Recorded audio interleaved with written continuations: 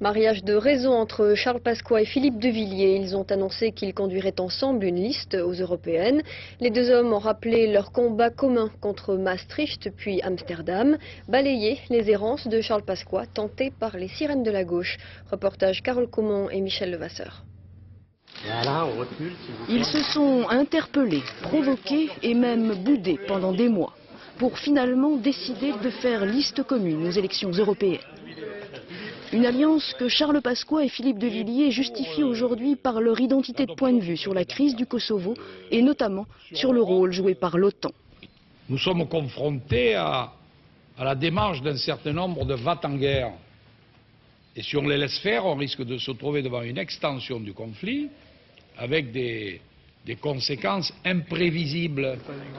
Mais l'alliance Pasqua-Villiers marque surtout l'échec de la stratégie d'ouverture à gauche qu'avait d'abord choisi Charles Pasqua, qui espérait attirer à lui tous les opposants au traité d'Amsterdam, y compris les amis de Jean-Pierre Chevènement.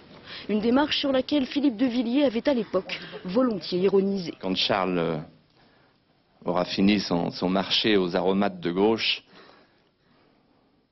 et qu'il n'aura trouvé dans son caddie que des deuxièmes couteaux ou des troisièmes poireaux, nous lui disons dès aujourd'hui, Charles, il y aura toujours une soupe à la maison.